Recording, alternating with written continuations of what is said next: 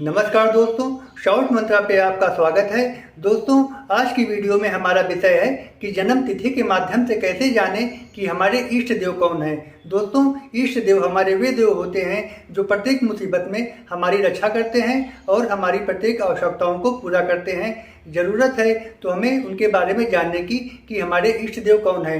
तो दोस्तों, अगर आपको अपनी डेट ऑफ बर्थ पता है तब तो आप आसानी से अपने इष्ट देव को जान सकते हैं, बट अगर आपको अपनी डेट ऑफ बर्थ नहीं भी पता है तब भी आप जान सकते हैं कि हमारे इष्ट देव कौन है। तो चलिए दोस्तों, शुरू करते हैं।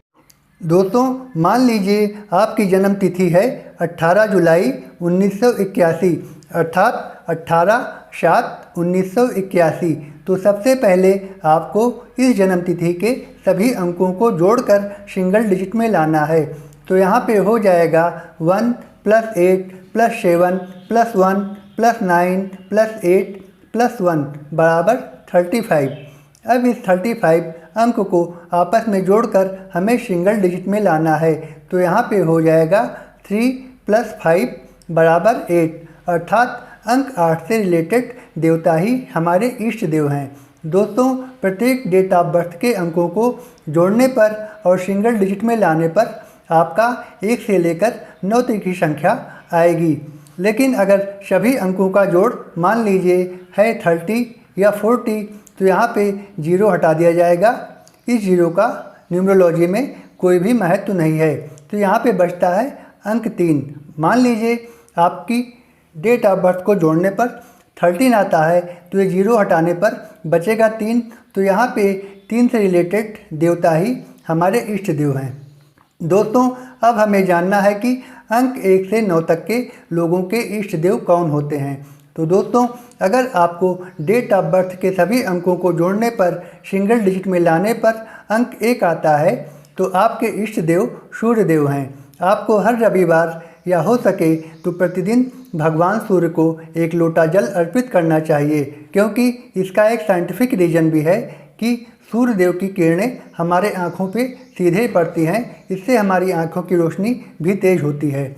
और अगर आपका अंक 2 आता है तो आपके इष्ट देव भगवान शिव होंगे। दोस्तों, अंक 2 का संबंध चंद्रमा से है और भगवान शिव ने चंद्रमा को अपने मस्तक पर धारण किया है, इसलिए भगवान शिव की पूजा से आपके चंद्र प्रसन्न होते हैं।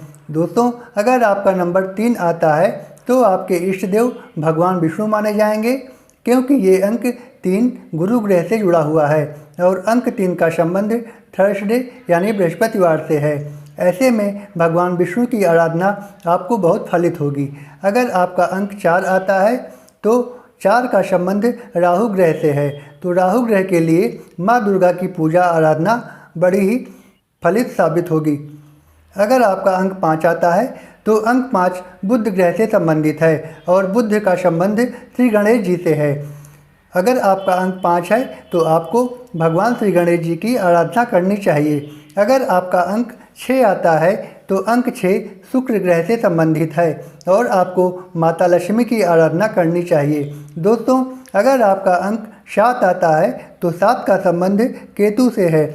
ऐसे में आपको भगवान श्री गणेश जी की आराधना करनी चाहिए। दोस्तों, अगर आपका अंक 8 आता है तो 8 अंक का संबंध शनि देव से है। ऐसे में आपको शनि देव और भगवान शिव की आराधना करनी चाहिए। अंक 9 का संबंध मार्स यानी मंगल से है। तो अगर आपका अंक 9 आता है तो आपको हनुमान जी की आराधना करनी चाहिए। आपके इष्ट देव हनुमान जी हैं। दोस्तों, अगर आपको अपनी जन्म तिथि नहीं पता है, केवल जन्म का वर्ष पता है, तो जन्म के वर्षों के आधार पर भी इस प्रकार आप अपना अंक निकाल सकते हैं। दोस्तों, मान लीजिए आपकी जन्म तिथि का वर्ष 1980 है, तो इसको जोड़कर सिंगल डिजिट में लाएंगे। तो 1980 को जो हम आपस में जोड़ेंगे तो 1 + 9 + 8, फिर इसको सिंगल डिजिट में लाएंगे तो हमें अंक 9 प्राप्त होगा, अर्थात अंक 9 ही हमारे इष्ट देव से रिलेटेड है और अंक 9 के इष्ट देव हनुमान जी हैं।